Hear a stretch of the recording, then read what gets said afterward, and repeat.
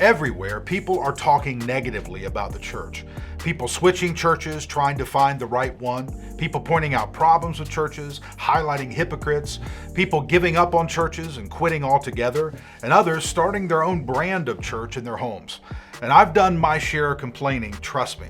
But the older I get, the more I travel and the more I learn, the more convinced I've become. Healthy, vibrant, local churches filled with people following Jesus are the hope of the world.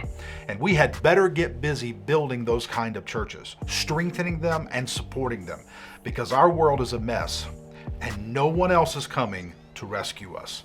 It's up to us. So grab a Bible, a phone, a notepad, whatever you must, and let's jump into part 1 of No One Else is Coming. Now, before we do, let's go over the mission of Forest Park Church. Why do we do what we do here at Forest Park? Our mission is quite simple. It says, help people follow Jesus one step at a time. That's why we exist, to help people follow Jesus one step at a time. Let's get into part 1 of our new series, No One Else is Coming.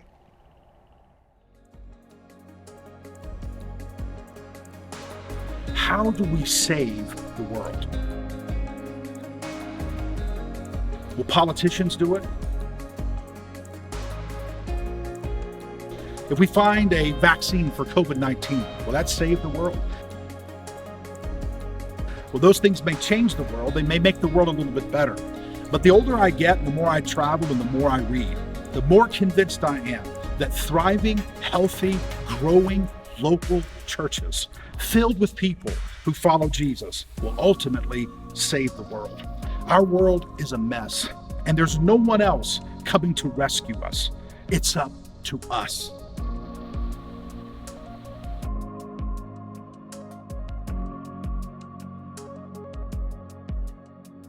What comes to mind when you hear the word church? A building, a choir, a weekend event, dresses and suits, fried chicken at grandma's house afterward, fighting with mom and dad about leaving on time. We probably have as many words coming to mind as we do people watching. For those of you who didn't grow up in church, church is defined as an institution for people who, at worst, need a reason to be kind or nice, or those who can't deal with life as it comes. So they bought into a fantasy of helping them through the tough parts. Not a whole lot different than Santa Claus. Or, at best, it is a large social club where people who look alike and think alike and dress alike and vote alike gather together to laugh and sing and sell barbecue plates for the needy. And I don't blame them. That is exactly how many churches appear today. Overall, they are good for the community. They provide basic moral teachings, help take care of poor people, provide a place for lonely people to connect. Them good people. But all of this is a long way from how the church was seen when it was birthed. In other words, in the first century, when the church exploded onto the scene, it looked radically different from selling barbecue plates and wearing fancy hats on Sunday mornings. When the church launched, it was laser focused. It was a movement of radically transformed people, not transformed by moral teachings like setting up classes to encourage girls not to have sex before marriage. It was a group of men and women from different places speaking different languages, made up of different cultures with different skin tones and dietary practices and sexual preferences and political ideas, all bound together, not because of what they believed, but because of what they had seen. The teachings of Jesus did not bind them together, at least not yet. What held them together was the resurrection of Jesus. They had seen something phenomenal, something that could not be explained by natural reasoning, something unnatural. Maybe we should say something supernatural. A man who was beaten, tortured, and killed was laid to rest in a tomb, but 3 days later, he got up. 3 days later, he walked out of the tomb alive. The only reasonable explanation for the survival of the church in the first century, the only way a small band of poor Jewish men and women from a tiny and insignificant part of the world could transform everything we know about history, reform the calendar, reset the clock, overcome the powers of Rome, and change the lives of countless millions of people was something undeniable. Something supernatural happened around 33 AD in Jerusalem, and that something was the resurrection of Jesus Christ from the dead. And that event so transformed the people who witnessed it, who saw with their own eyes Jesus Christ alive. So much so, they had to tell the world the good news that God and humanity are reconciled, that people are forgiven, that the way to salvation has been found, that love is who God is and mercy is his disposition, that creed and color make no difference, that the wealthy and poor, the educated and ignorant are welcome alike, that no one doesn't have to earn his or her way to God, that God has made the way easy and accessible for all people, Jew and Gentile alike. They had to tell the world. They had to announce what happened and what was happening. And they knew that a new day was here. A world was dawning. A new way of relating to God and one another was unfolding. So they taught people to align their lives to the new world, to the new way, to the new pattern, to follow Jesus, to learn from Jesus, to arrange their lives after Jesus. And they did.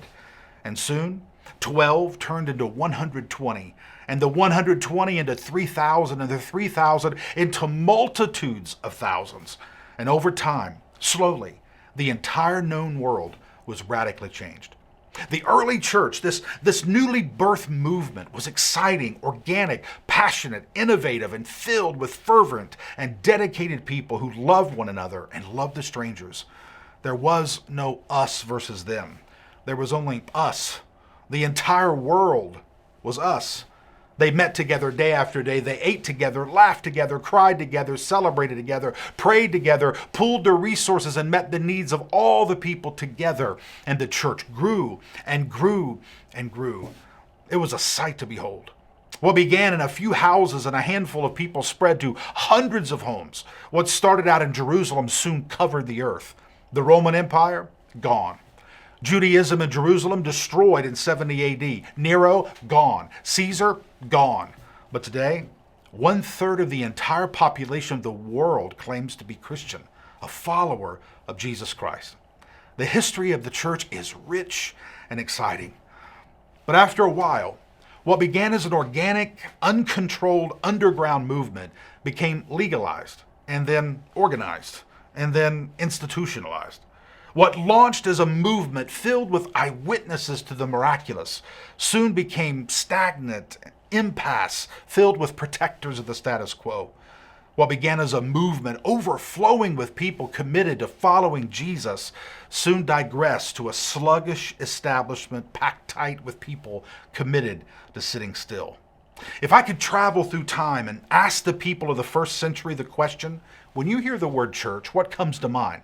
If I had asked them that question, we would hear descriptions such as compassionate, loving, generous, hope-filled, faithful, honest, hardworking, serving, family, committed, mission, growth, apostles, and disciples. What we wouldn't hear is conformity, bureaucracy, hypocrisy, services, best clothes and shoes, voting, majority rule, abuse of power, division, my way, red tape, and status quo. Yet, if you stopped and asked the average person on the street what they think of when they hear the word church today, we would hear more of the latter than the former. And part of our responsibilities as followers of Jesus is course correction of this. We are commissioned to move out of the second group as quickly as possible and get into the first group.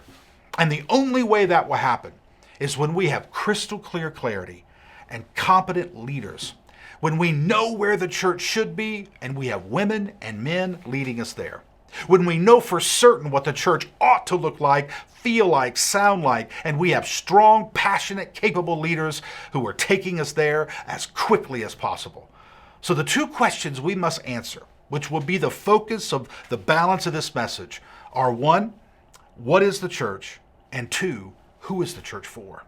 And how we answer these two questions affects how we do everything. First question, what is the church? The best way to answer this question is to go to the one who started the church and hear what he has to say about it. Matthew 16, beginning at verse 13. I want to tell you this story and explain a little of the details with you. Verse 13 says, "Now when Jesus came to the area of Caesarea Philippi, Some context to this passage. Augustus Caesar had given this city, Caesarea Philippi, to Herod the Great as a reward for loyalty. Herod built a temple of white stone where citizens could worship their emperor god, Augustus. Then, after the death of Herod the Great, his son Philip made it his capital. Caesarea Philippi was 1,100 feet up the slope of Mount Hermon. No doubt it was a stunning sight to behold. A white stone temple, 1,100 feet up the side of a mountain, glistening in the sun. The power and might of Rome, the opulence of the Caesars, the glory of the temple, and the worship of pagan gods, all tucked away inside this mountainside. It was there, with Caesarea Philippi in the background, Jesus asked his famous question of his disciples. Who do people say I am? They replied, some say John the Baptist, other Elijah, and still others Jeremiah or one of the prophets. He said, and what about you? Who do you say that I am? And Simon Peter said, the famous answer, you are the Christ, the Son of the living God. Then Jesus answered, happy are you, Simon, son of Jonah, because no human has shown this to you. Rather, my Father who is in heaven has shown you. I tell you that you are Peter, and I'll build my church on this rock. The gates of the underworld, or hell, won't be able to stand against it. Interestingly, this is the first time church shows up in the New Testament. And the first time it appears, it is connected to a prediction, a prophecy of what would happen. Jesus says, I will build my church on this rock. Now, there are several things going on here with this statement, meaning several reasons why Jesus says, on this rock. The one that I want to focus on for just a moment is the statement Peter makes is actually a rock on which the entire church will be built. For thousands of years, builders would chisel and form marble, stone, and granite into blocks to be used for buildings. This was before they had concrete. And one particular block was most important in a building, the cornerstone. It was a specially shaped block used as a reference for the rest of the building. The cornerstone would be laid, and all the other blocks would fall in line with it. The cornerstone would set the alignment, the direction, the stability of the entire building. The statement Peter makes, Jesus said, was the cornerstone on which the entire church would be built. Jesus was predicting he would use this special cornerstone to build a church so strong, so secure, so massive, not even hell itself could stop it. Now, what is the statement Peter makes that Jesus says he will use as the rock, the cornerstone of his church? It's found right here. When Peter answered Jesus and he said, you are the Christ, the Son of the living God. That's it. The cornerstone of the entire church rests on Jesus being the Christ, the Son of the living God. Everything rests on that knowledge. The knowledge that Jesus is not merely a good teacher, a moral guide, a peacemaker, a revolutionary. No, the cornerstone is Jesus, is the one and only Son of God. And the other interesting piece of this exchange between Jesus and his disciples is his use of the word translated church. It's why I ask you at the beginning, what comes to mind when you hear the word church? Particular thoughts come into our mind that never entered the mind of the disciples when Jesus used the term church. In our world, church is a religious term. You say church and people immediately think of buildings, crosses, choirs, hymnals, priests, pastors, Bibles, you name it. But when Jesus used the word translated as church, nothing remotely religious came to mind. In fact, the word translated as church is the word ecclesia. Jesus never used the word church. That's our English word for the Greek word ecclesia. So when Jesus used ecclesia, it was not a religious term. It was a secular term. When Jesus said, on this rock I will build my ecclesia, no one had any religious thoughts coursing through his or her brain. Offering plates didn't come to mind. They didn't hear choirs. They didn't think of golden crosses nor eating chicken at grandma's house after services. The word ecclesia was a secular word. It meant a gathering of people for a specific purpose. For instance, one could gather a group of people together for civic purposes, gather a group of people together for military purposes, gather a group of people for any reason whatsoever. It had nothing to do with a place. It had to do with a purpose. So Jesus says, on this confession of your faith, Peter, this belief that I am the Christ, the Son of God, I will gather together a group so strong, so powerful, resilient, and hell itself won't be able to stop this group of people. A gathering of people united by a common identity and purpose. That's the church. And each time we gather together for the sole purpose of accomplishing our calling, our purpose, you know what we're doing? We're fulfilling the prophecy, the prediction of Jesus 2,000 years ago. Now the second question, who is the church for? This gathering together of people united by a common identity and purpose, who gets to participate in that? Who gets to be a part? What standards must one meet? What disqualifies a person? Can a person who is not baptized get to be a part? What about someone who's unrepentant? What about someone who isn't sure all the things contained in Scripture is true? What if they've been married a few times? What if, and you can fill in the blank any way you want. Look, after 25 years of preaching, studying, learning, leading, I don't have all the answers. I don't know exactly what to do in certain situations and with certain people. I don't know what's best when presented with a couple of options. The reality is I do the best I can. But here's what I do know. As far as this specific gathering, Forest Park Church, we will never allow a lack of certainty to stop us from reaching people. The more we reach out to people, real people, here's what I've learned, the messier everything becomes. And although it is difficult and challenging and sometimes frustrating, it's okay. Because churches are not designed for church people acting like church people. Churches, ecclesias, are designed for people. And people are messy. And you cannot have a church filled with people without becoming a messy church. Oh, I wish some people could see this. You cannot build clean churches filled with messy people. You can only build clean churches with clean people. The problem is, there are no clean people. Only churches filled with messy people acting like clean people. And churches designed to attract and keep good people will eventually be filled with hypocrites. Each person must put on a mask to be accepted and keep wearing one so as not to be kicked out. So here's the bottom line. What is the church? It is a gathering of people united by a common identity and purpose. What is the identity and purpose? We believe Jesus is the Christ, the Son of the living God. He was born, lived, died, and resurrected that we might have life. And our purpose is to help people, real people, messy people, follow him. And why is this important? Because healthy, vibrant, local churches filled with people following this Jesus are the hope of the world. A local gathering of different people with different ideas and different ways of looking at the world, coming together for the sole purpose of loving one another, serving one another, caring for one another, all under the canopy of Jesus Christ, is the hope of the world. The local church is the hope of the world. And listen carefully. No one else is coming. The government will not rescue us. The president won't rescue us. Congress won't, nor the Supreme Court. A vaccine for COVID-19 will not rescue us. More viruses will emerge.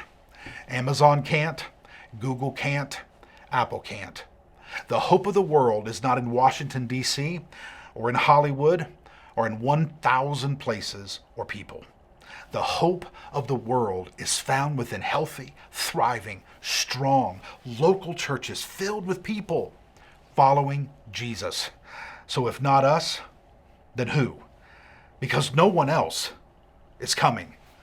For the hurting and hopeless, for the down and discouraged, for the lonely and the forgotten, for the orphaned and abandoned, for the abused and discarded, for the broken and battered, for the sinner and hypocrite, for the burned out and bruised, for the tired and trodden, for the famous and empty, for the wealthy and wasted, for the prosperous and pitiful. For them, no one else is coming. If not us, who? That's why we want you to pray and give and serve and show up and invite and go above and beyond, because no one else is coming. He's given us a commission. Let's unite under the identity of Jesus and the purpose of the Great Commission, and let's fulfill it. We are the hope of the world. It's up to us. Let's pray. Father, thank you for this message today that has grabbed a hold of our hearts and our minds and turned our attention to the value and the power of the local church. And I pray that you will cause us to see the beauty and the majesty of your bride, the church. And Father, that we will realize that we need strong, vibrant, growing, thriving local churches. Because God, no one else is coming to rescue us. You've given us the commission to go into all the world and make disciples of all the nations. That is the commission you've given us. That is the hope of the world, building those strong, vibrant churches. May we give to that, serve to that end, give our heart, our time, our passion, our talent, our skills, and watch you do incredible things in us and through us as we unite together to accomplish the task in front of us. Thank you for allowing us to be a part.